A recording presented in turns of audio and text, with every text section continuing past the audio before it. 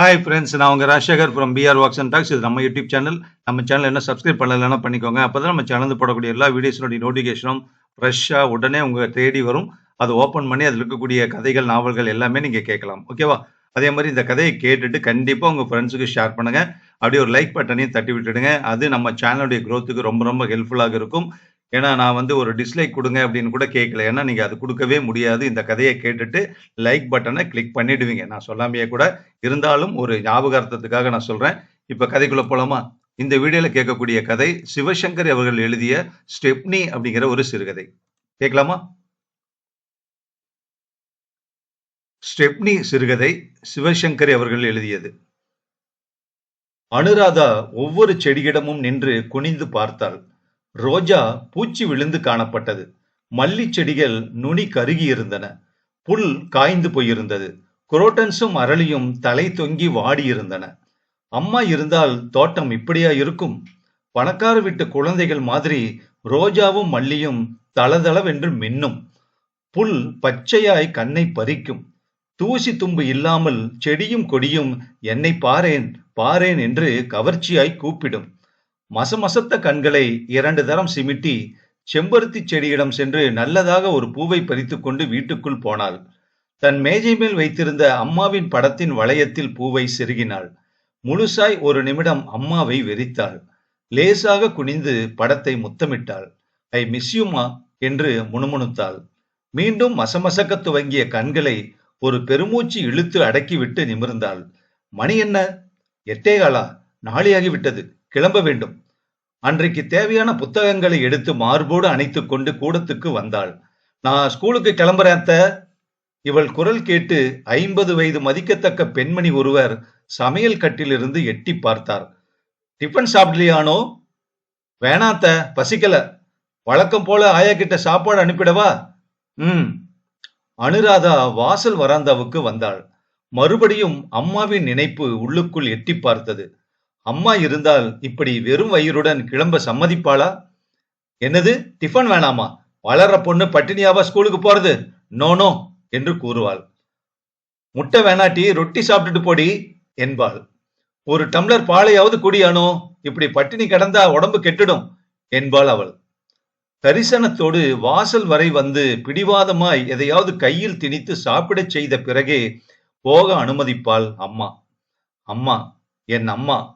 காலில் செருப்பை மாட்டிக்கொண்டு படியிறங்கிய நிமிடத்தில் பக்கத்து வீட்டில் இருந்து திடுமென ஒரு கீச்சுக் குரல் கேட்க அனுராதா லேசாக திடுக்கிட்டு போய் பார்வையை காம்பவுண்டை தாண்டி வீசினாள். லாரி, சாமான்கள், கார், மனிதர்கள். ஓ, பக்கத்து வீட்டுக்கு குடி வந்து விட்டார்களா? ஏய் ஏய், பத்திரம், அப்படி தூக்காத, அது கண்ணாடி, கேர்ஃபுல். திரும்ப அந்த கீச்சுக்குரல் ஒலிக்க திரும்ப அனுராதா திடுக்கிட்டு போனாள். மை காட், அம்மாவின் குரல். அப்படியே அம்மாவின் குரல். அம்மாவும் இப்படித்தான் உணர்ச்சி வசப்பட்டு கீச்சுக்குரலில் அடிக்கடி கத்துவாள்.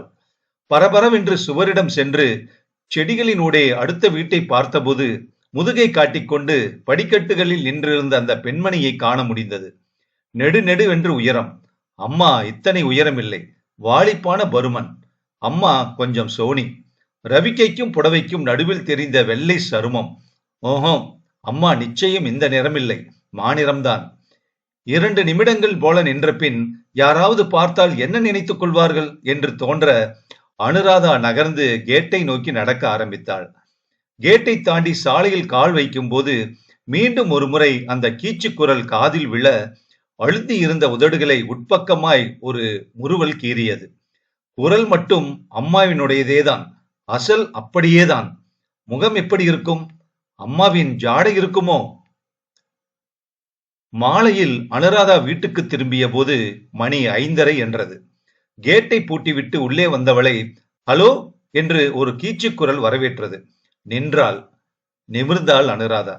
காம்பவுண்ட் சுவர் அருகில் அந்த பெண்மணி. Oh, she is very beautiful. Hello.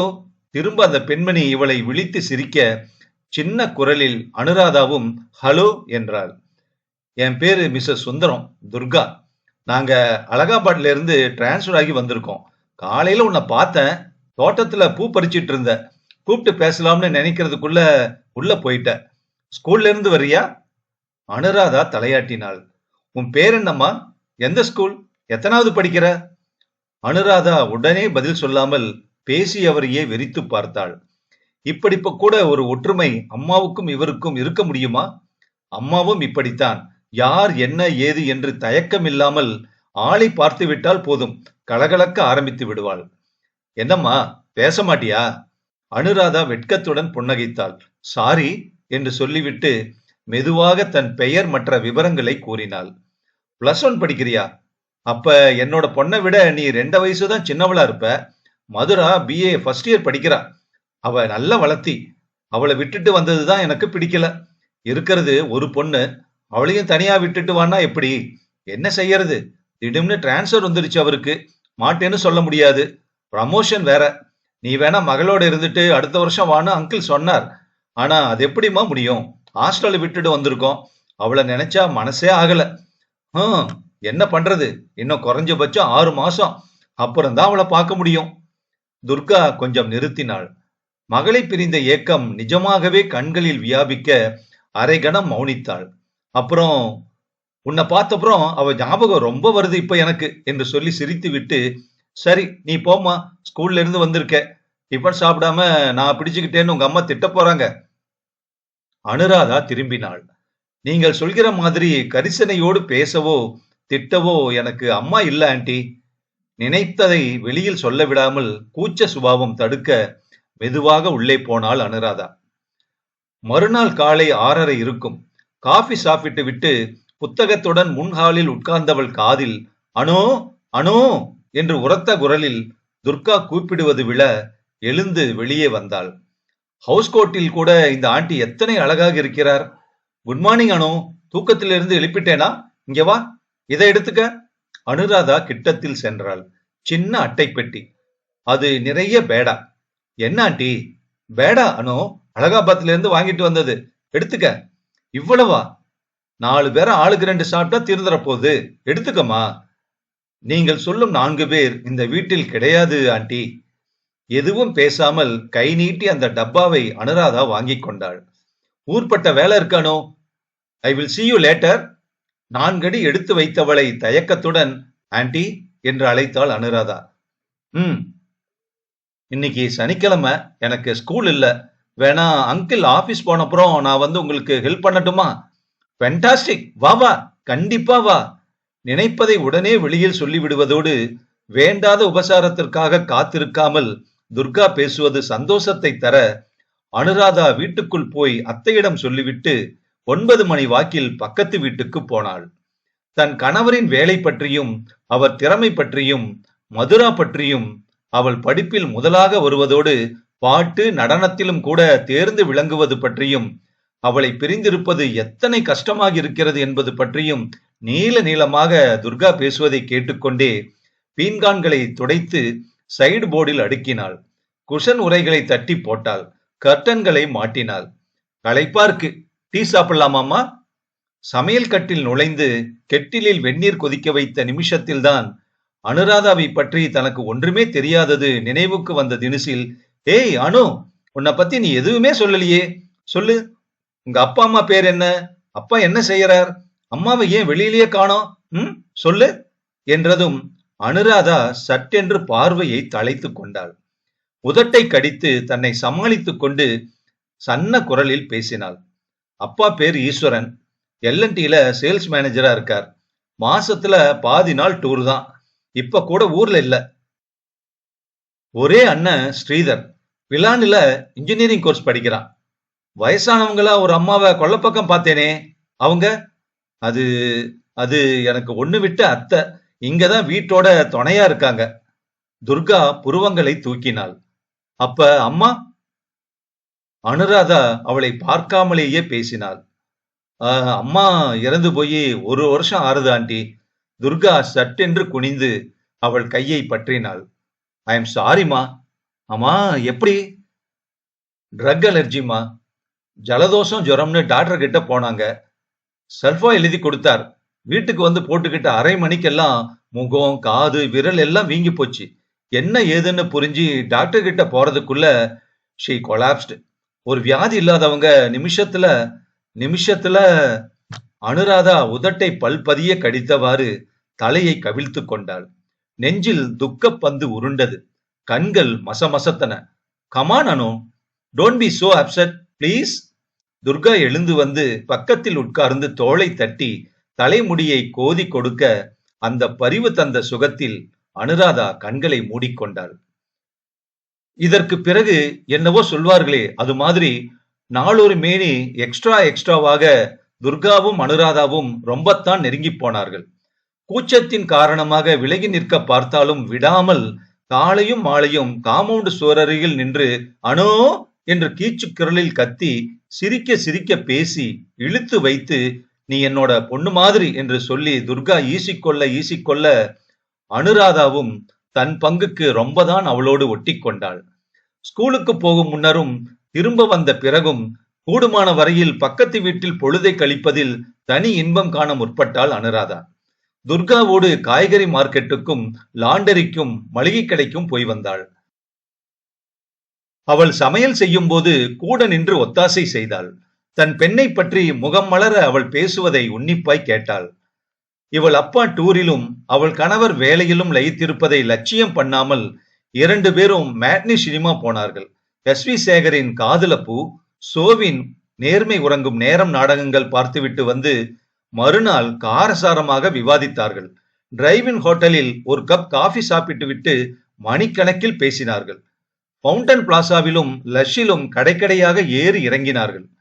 Bharathi ராஜாவின் படம் என்றால் துர்காவுக்கு ஏக விருப்பம் என்பதை புரிந்து கொண்ட பிறகு காதல் ஓவியம் படத்திற்கு அட்வான்ஸ் புக்கிங் கியூவில் வெயிலை பார்க்காமல் நின்று அனுராதா டிக்கெட் வாங்கி வர சாக்லேட் கேக், நூடுல்ஸ், பீட்சா என்று நாளுக்கு ஒன்றாக தினுசாய் சமைத்து அவளை உட்கார வைத்து கிட்டே நின்று மது கூட இப்படித்தான், சாதம் சாப்பிட மாட்டா, இதெல்லாம் மட்டும் 3 வேளையும் சாப்பிடுவா என்று சொல்லிக்கொண்டே துர்கா பரிமாற இன்னும் இன்னும் எத்தனையோ. அன்றைக்கு ஸ்கூலில் இருந்து லேட்டாக வந்து பால் குடித்து விட்டு யூனிஃபார்மை கழட்டி வேறு உடுத்தி கொண்டு ஓடி வந்தவளிடம் ஏமா லேட்டு என்றாள் துர்கா முதல் கேள்வியாய்.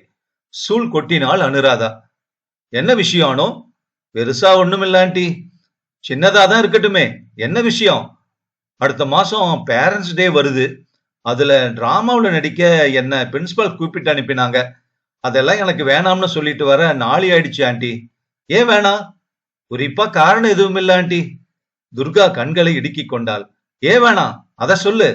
வந்து வந்து அம்மா போனப்புறம் எனக்கு இதுல எல்லாம் இன்ட்ரெஸ்ட் இல்ல ஆண்டி.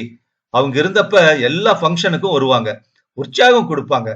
இப்ப இப்ப அப்பாவுக்கு எதுக்கும் டைம் இல்ல ஆண்டி. அதான். பேரண்ட்ஸ் டே எப்ப? அடுத்த மாசம் ஆண்டி. நீ டிராமால நடிச்சு நான் பார்க்கணுமே, ஆசையா இருக்கேமா. Aunty please, no excuses. நீ நடிக்கிற, நான் பார்க்க வரேன். ஓகே, நாளைக்கு பிரின்சிபல் கிட்ட சொல்லிடு, அவ்வளவுதான். The matter ends. இப்ப என்ன பண்ண போற? படிக்கணுமா இல்ல என் கூட பாண்டி பஜார் வரைக்கும் வரியா? துர்காவின் பேச்சு தந்த ஊக்கத்தில் மறுநாள் அனுராதா டிராமாவில் நடிக்க சம்மதம் தெரிவித்தாள். நாடக வசனங்களை வாங்கி வந்து சிரத்தையுடன் மனப்பாடம் செய்தாள். ஆர்வத்துடன் ஒத்திகைகளில் கலந்து கொண்டாள்.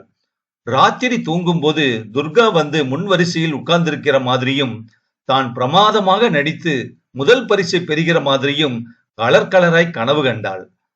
முன்போல மனதில் சதா ஓர் ஏக்கம் நெருடாததை உணர்ந்து கொண்டாள். என்ன மனுஷி இந்த ஆண்டி! சொந்த பெண் மாதிரி மற்ற பெண்களையும் அழுத்தமான அன்போடு நேசிப்பது இவருக்கு எப்படி சாத்தியமாகிறது என்று அடிக்கடி நினைத்து சந்தோஷப்பட்டு கொண்டாள் அனு. பக்கத்து வீட்டுக்கு துர்கா குடிவந்து 4 மாதங்கள் முடிந்த ஒரு நாளில் வாசலில் தந்தி சேவகன் வந்து நின்றான். யூனிவர்சிட்டியில் கலாட்டா. பரீட்சைகள் ரத்தாகிவிட்டன. 15 நாட்கள் விடுமுறை விட்டு விட்டார்கள். 18ஆம் தேதி காலை வருகிறேன். மதுரா. துர்கா தேன் குடித்த நரியாகி போனாள். 18ஆம் தேதி? மை காட், நாளைக்கு மது வந்துருவா. சொன்னதையே சொல்லிக்கொண்டு குதி குதி என்று குதித்தாள் துர்கா. அந்த சந்தோஷமும் படபடப்பும் ரொம்ப புதுசாக இருக்க அத்தனையையும் ஒரு சின்ன சிரிப்போடு அனுராதா அனுபவித்தாள். பிறகு மதுராவுக்கு குலோப் ஜாமுனும் ஓமப்பொடியும் பிடிக்கும்னு சொல்வீங்களே ஆண்டி, செய்யலாமா என்றாள் அனு. இப்பவா? இப்பத்தான். நாளைக்கு அப்புறம் ஹாயா பேசிட்டு இருக்கலாமே. வீட்டில் இருந்த பாலோடு தன் வீட்டிலிருந்து கொண்டு வந்த 1 லிட்டரையும் சேர்த்து அடுப்பில் வைத்து அனுராதா கோவா காய்ச்ச துர்கா வளவளவென்று என்னென்னவோ பேசிக்கொண்டே ஓமப்பொடியை பிழிந்தாள். இவள் கோவாவை உருட்டி வைக்க அவள் பொரித்தெடுத்து பாகில் போட்டாள். வேலைகள் முடிந்து அனுராதா வீட்டுக்கு வந்தபோது மணி இரவு 10:30. கூட பிறந்த அக்காவை வரவேற்பதற்காக அம்மாவுடன் சேர்ந்து ஆயத்தம் பண்ணிவிட்ட குதூகலத்தோடு தூங்கினவள் காலையில் சீக்கிரம் எழுந்து குளித்து தயாரானாள். ஜன்னல் அருகே நின்று மதுராவோடு துர்காவும் அங்கிலும் வந்து இறங்குவதை பார்த்த பின்பு ஆன்டி கூப்பிடுவார் என்று காத்திருந்து விட்டு 1 மணி நேரம் ஆன பிறகு பொறுக்க மாட்டாமல் தானே பக்கத்து வீட்டுக்கு சென்றாள் அனு. Good morning aunty. வெட்கத்துடன் பேசியவளை துர்கா நிமிர்ந்து பார்த்தாள். ஹலோ அனு, மதுவை பாத்தியா? அதுதான் மது. எப்படி இருக்கா? போட்டோல பார்த்ததை விட இன்னும் அழகா இல்ல? 4 மாசத்துல 1 இன்ச்சு வளர்ந்துட்டாலும் ஹாஸ்டல் சாப்பாடு சரியில்லாம இழைச்சிட்டா. ஏன் மது, கட்டாயம் 2 டம்ளர் பால் சாப்பிடுன்னு சொல்லி இருந்தேனே, சாப்பிடலையா என்றாள் மதுவின் பக்கம் திரும்பி. மதுரா அம்மா மாதிரி கலகலக்கவில்லை. அனுராதாவிடம் ஹலோ என்றாள். படிப்பு பற்றி விசாரித்தாள்.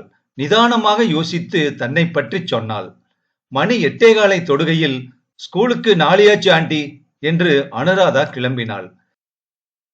சமையல் கட்டில் மதுராவுக்கு டிஃபன் தயாரிப்பதில் ஈடுபட்டிருந்த துர்கா அங்கிருந்தே பாய் என்று விடை கொடுத்து விட்டு, வா மது, உனக்காக ராத்திரி உட்கார்ந்து குலோப் ஜாமுன் செஞ்சிருக்கேன், வந்து சாப்பிடு என்று மகளிடம் சொன்னதை காதில் வாங்கியபடி, ரொம்ப புண்ணியம் பண்ணியிருக்க வேண்டும் இப்படி ஒரு அம்மாவை மதுரா அடைவதற்கு என்று நினைத்து கொண்டே அனுராதா வெளியே வந்தாள். அன்று மாலை ஸ்கூலில் இருந்து திரும்பி பக்கத்து வீட்டுக்கு அவள் சென்றபோது வீட்டில் யாரும் இல்லை. வெளியே போயிருக்காங்க என்றாள் வேலைக்காரி. வீட்டுக்கு திரும்பி வந்து ஜன்னலிடம் சென்று பக்கத்து வீட்டில் விளக்கு எரிகிறதா என்று எட்டி எட்டி பார்த்து கொண்டிருந்து விட்டு அனுராதா தூங்கச் செல்லும் போது மணி 10. மறுநாள் காலை முதல் காரியமாக காம்பவுண்ட் சுவரில் நின்று ஆண்டி என்று குரல் கொடுத்தாள். துர்கா வேகமாக வெளியே வந்தாள். ராத்திரி எங்க போயிட்டீங்க ஆண்டி? ரொம்ப நேரமாச்சா? திரும்ப கடைக்கு போயிட்டு தெரிஞ்சவங்க வீட்டுக்கு போனோம், பேசிட்டு இருந்ததுல நேரம் போயிருச்சுமா. மதுராவுக்கு குலோப் ஜாமுன் பிடிச்சுதா ஆண்டி? பாத்திரம் காலி. சிரித்த துர்கா சட்டென்று சிரிப்பதை நிறுத்தினாள். ராத்திரி ரொம்ப நாளை பேசிட்டு படுத்ததுல மது இன்னும் எழுந்திருக்கல. இந்த பக்க பெட்ரூம்ல தான் படுத்திருக்கா. நாம பேசினா எழுந்துட போறா. அப்புறம் பேசலாம் ஆனோ என்ன? அன்றும் அனுராதா வீடு திரும்பிய போது பக்கத்து வீட்டில் யாரும் இல்லை. ஈவினிங் ஷோ அடையார் கேட் ஹோட்டலில் டின்னர். மறுநாள் ஷாப்பிங். அனு, உன்னோட சிவப்பு சுடிதார் கம்மீஸ எங்க வாங்கின? அதே மாதிரி மதுவுக்கு ஒண்ணு வாங்கணும். அனு, ஐஸ்கிரீம் ரொம்ப நல்லா இருக்குன்னு சொல்லுவியே, எங்க? அனு, நாங்க நாளைக்கு மகாபலிபுரம் போறோம். ஸ்கூல் இருக்கு, இல்லாட்டி நீயும் கூட வரலாம். மதுரா வந்து 1 வாரம் போவதற்குள் துர்காவை முழுசாய் பார்த்து அவளுடன் முழுசாய் 2 நிமிஷங்கள் பேச அவகாசம் கிடைப்பதற்குள் அனுராதா திண்டாடித்தான் போனாள். நாடக ஒத்திகை முடிந்து வீட்டுக்கு களைப்புடன் வந்தால் பக்கத்து வீட்டின் வெறுமை அவளை வரவேற்கும். படிக்க வேண்டியதை படித்து முடித்துவிட்டு சாப்பிட்டு பொழுதோடு படுத்தால் தூக்கம் வரமாட்டேன் என்று சண்டி பண்ணும். அரைகுறை தூக்கத்தில் ஆழ்ந்திருக்கையில் துர்காவின் கீச்சு குரல் சிரிப்பு பலமாக கேட்கும். சட்டென்று எழுந்து ஜன்னலிடம் ஓடினால் எங்கோ போய்விட்டு காரில் இருந்து மகள் கணவருடன் ஆண்டி சிரித்தபடி இறங்குவது ஒரு கணம் மின்னி மறையும். அந்த ஞாயிற்றுக்கிழமை தயக்கத்துடன் அனுராதா பக்கத்து வீட்டுக்கு சென்றபோது 2 பெட்டிகளில் துணிகளை துர்கா அடுக்கிக் கொண்டிருந்தாள். இவளை கண்டதும் வழக்கமான சிரிப்பை சிரித்து, என்னம்மா ஆள கண்ணிலேயே காணோம், ஆண்டியை பார்க்க வர முடியாத அளவுக்கு பிஸியா என்று கேட்டு பதில் பேசாமல் அனுராதா நிற்க அவளே தொடர்ந்து பேசினாள். அங்கிளுக்கு சேலத்துல 4 நாள் வேலை இருக்கு, அப்படியே ஏற்காடு போயிட்டு வரலாம்னு ஒரு திடீர் பிளான். எப்படி? அனுராதா அதிர்ந்து போய் கண்களை விரித்தாள். நீங்க கூடவா போறீங்க ஆண்டி? நான் போகாம எத்தனை நாளாகும் வர? மேக்சிமம் 1 வாரம். 1 வாரமா? என்ன சொல்வது என்று புரியாத தினுசில் அனுராதா கொஞ்சம் திகைத்துத்தான் போனாள். அப்புறம் ரொம்ப தளைந்த குரலில், வர்ற சனிக்கிழமை எங்க ஸ்கூல்ல பேரண்ட்ஸ் டே ஆண்டி என்றாள். ஓ! புடவை மடித்து பெட்டிக்குள் போட்ட துர்கா நிமிர்ந்தாள். எதிரில் நின்றவளை ஊன்றி பார்த்தாள். ஆமா, நீ சொல்லியிருந்தல்ல, நான் தான் மறந்துட்டேன். பரவாயில்ல, நான் இல்லாட்டி என்ன, நீ டிராமாவில பிரமாதமா நடிப்ப, எனக்கு தெரியும். இல்ல ஆண்டி, வந்து தவிப்போடு அனுராதா பேசியதை அவள் காதில் வாங்கும் முன், மம்மி இங்க கொஞ்சம் வாங்கல என்று மதுராவின் குரல் பக்கத்து அறையிலிருந்து கேட்டது. பெண் அழைக்க போட்டது போட்டபடி துர்கா போனதும் மசமசக்கும் கண்களுடன் அனுராதா வாசலுக்கு வந்து தன் வீட்டை பார்க்க நடந்தாள். அன்று பூராவும் முகம் சிவக்க அழுதவள் மாலையில் தந்தை அலுவலகத்திலிருந்து வந்ததும், எங்க பிரின்சியை சந்திச்சு எனக்கு உடம்பு சரியில்லை, டிராமாவுக்கு வர முடியாதுன்னு சொல்லிடுங்கப்பா என்றாள். என்ன விஷயமா என்றவரிடம் பிடிவாதமாக எதுவும் சொல்ல மறுத்தாள். தொடர்ந்து வந்த 4-5 நாட்களும் தன் அறையிலேயே பழி கிடந்தாள். ஒழுங்காக சாப்பிட பேச மாட்டேன் என்று அடம்பிடித்தாள் அனு. சரியாக அடுத்த செவ்வாய் இரவு துர்காவும் மற்றவர்களும் சேலம் பயணத்தில் இருந்து ஊர் திரும்பினார்கள். மறுநாளே மதுரா அலகாபாத்துக்கு போக டிக்கெட் எடுத்திருந்ததால் காலையில் அனுராதாவிடம் சொல்லிக் கொள்ள வேண்டி தாயும் மகளுமாக காம்பவுண்ட் சுவரிடம் நின்று குரல் கொடுத்த போது வேண்டுமென்றே அனுராதா வெளியில் வராமல் இருந்தாள். மகளை ரயிலில் ஏற்றிவிட்டு அழுத கண்களும் சிவந்த முகமுமாக திரும்பிய துர்கா வீட்டுக்குள் நுழையாமல் சுவரிடம் நின்று அனோ என்று பெரிதாய் கத்தின போது மட்டும் இவள் மெதுவாக வாசலுக்கு போனாள். என்ன அனு, வெளியில எங்கேயாவது போயிருந்தியா? நானும் அதுவும் மாறி மாறி கூப்பிட்டமே. அவ உங்ககிட்ட ஊருக்கு புறப்படுறப்ப சொல்லிக்க ஆசைப்பட்டா. நீ எங்க போயிட்ட? சேலம் ட்ரிப்பு ரொம்ப நல்லா இருந்தது அனு. அங்கே இருந்து மைசூர் பெங்களூர் போயிட்டு ராத்திரி வந்து உடனே மதுராவை வழி அனுப்புறதுக்குள்ள மொழி பிதுங்கி போச்சு. தானே பேசுவதும் அனுராதா எதுவும் பதில் சொல்லாமல் இருப்பதும் புரிந்த தினுசில் துர்கா சட்டென்று நிறுத்தினாள். என்னனோ, ஏன் எப்படியோ இருக்க? இல்லையே ஆண்டி, பேரண்ட்ஸ் டே நல்லா நடந்ததா? டிராமா உனக்கென்ன, பிரமாதமா நடிச்சிருப்ப. எதுவும் கூறாமல் வாடின முகத்துடன் அனுராதா நிற்பது சங்கடப்படுத்த எட்டி அவள் கையை பிடித்தாள். என்னம்மா, உடம்பு சரியில்லையா? ஆஹா. அப்பா ஏதாவது சொன்னாரா? அதெல்லாம் ஒண்ணுமில்ல ஆண்டி. பின்ன ஏன் எப்படியோ இருக்க? எதுவானாலும் என்கிட்ட சொல்லுமா. நான் உனக்கு அம்மா மாதிரி, நீ எனக்கு மது மாதிரி. 2 வாரமா அவ இருந்தா நான் சந்தோஷமா இருந்தேன். இப்ப இனிமே எனக்கு யாரு? நீதானே. வெளியே போய் பேசலாமா Anu? How about driving? Madhu இல்லாத வீட்டுக்குள்ள போகவே எனக்கு பிடிக்கல. வரியா, ஒரு ரவுண்டு போயிட்டு வரலாம் 10 நிமிஷத்துல. வேகமாக பேசியவளின் பிடியிலிருந்து தன் கையை விடுவித்துக் கொண்ட அனுராதா நிதானமாக ஆண்டி என்று குறுக்கிட்டு அழைத்தாள். சாரி ஆண்டி, இப்ப நான் உங்களோட வரப்போறதில்ல. எனக்கு வேற வேலை இருக்கு. அப்புறம் இனிமே அடிக்கடி நீ என்னோட பொண்ணு மாதிரி, நான் உன்னோட அம்மா மாதிரின்னு சொல்லாதீங்க aunty. No, you are not my mother and I am not your daughter. உங்க மகளை தற்காலிகமா பிரிஞ்சிருக்கிற வேதனையில, அவ கண்ணு முன்னால இல்லாத ஏக்கத்துல அவளை எனக்குள்ள பார்க்க முயற்சிக்கிற நீங்க, அவ நேர்ல வந்ததும் என்ன வேணாம்னு ஒதுக்கிடுறீங்க. ஆனா திரும்ப அவ போன பிறகு அந்த பிரிவு தாங்காம என்ன தேடி வந்திருக்கீங்க.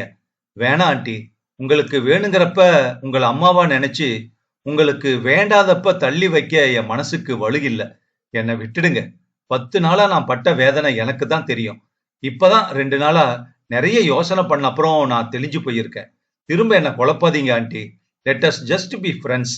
அம்மா இல்லாத சூனியத்தை நானும், மகளை பிரிஞ்ச தற்காலிக வழியை நீங்களும் புரிஞ்சுக்கிட்டு சிநேகிதங்களா வாழறதுதான் நமக்கு முக்கியமா எனக்கு நல்லது. நீங்க வேணும்னு எதுவும் செய்யல. ஆனாலும் உணர்ச்சி இல்லாத எந்திரங்களுக்கு தான் ஸ்டெப்னி சரி, மனுஷங்களுக்கு இல்ல. நோ, உங்க தாய்ப்பாசத்துக்கு ஒரு ஸ்டெப்னியா இருந்து அதை எடுத்துக்க தெரியாம என்னையே வருத்திக்க நான் விரும்பல. பிளீஸ் பிளீஸ் ஆண்டி, புரிஞ்சுக்குங்க. நினைத்ததை சொல்லிவிட்ட திருப்தியோடு ஸ்தம்பித்து நிற்கும் துர்காவை லட்சியம் பண்ணாமல் திரும்பி உள்ளே வந்து அம்மா படத்திடம் குனிந்து I love you and miss you mummy என்று முணுமுணுக்கையில் அனுராதாவின் கண்களில் இருந்து பிரவாகமாக கண்ணீர் பெருகி அவள் அம்மாவின் புகைப்படத்தின் மேல் விழுந்து தெரிக்க துவங்கியது. சிவசங்கரி அவர்கள் எழுதிய ஸ்டெப்னி சிறுகதை முற்றும். இந்த கதை 1982 வெளியானது. கதை வாசித்தது உங்கள் ராஜசேகர். நன்றி.